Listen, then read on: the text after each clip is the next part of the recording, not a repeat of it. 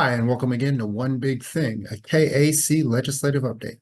This week's big thing is House Bill 2815, which would end demand transfers from the state to local government effectively. It would end the local ad valorem property tax reduction fund. It would end the county city revenue sharing fund, and it would also reduce the amounts that are supposed to be paid to the special city county highway fund. Let's take a look at each of these funds and the history behind them as we consider what would happen if these funds are to be eliminated. Obviously, KAC has spent a lot of time over the last year talking about the Local Ad Valorem Tax Reduction Fund, or LAVTR. That fund was started in concept in the 1930s, although it did not become an established fund until 1965 statutorily. However, during this entire time, that fund was funded through the sales tax collected by the state. Up until 2003, about 3.63% of state sales tax revenues went to this fund in order to provide local tax relief for local taxpayers in the form of property tax reductions.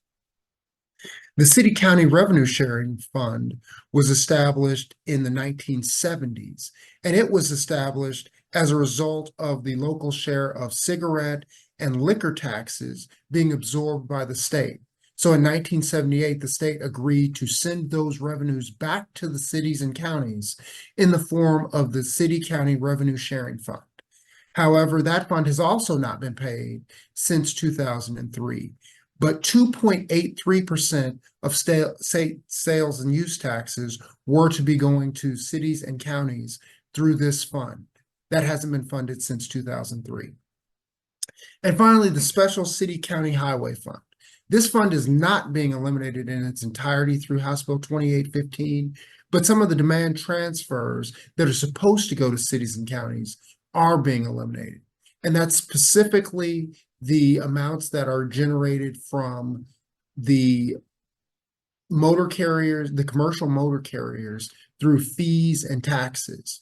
Those amounts are being eliminated in this bill, although the Special City County Highway Fund itself is not being eliminated.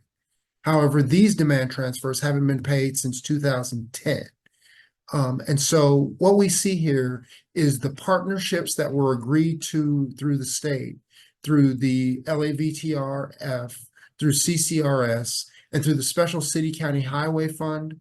Those are being eliminated, where we're losing those partnerships that were supposed to be ways to help cities and counties maintain roads, as well as help cities and counties offset local property taxes. Those partnerships are now proposed to be eliminated through House Bill 2815.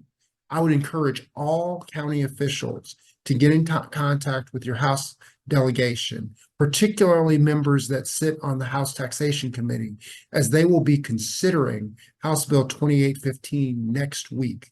We need to have everyone's voice heard on why it is important for the state to maintain and restore these partnerships rather than eliminating them entirely.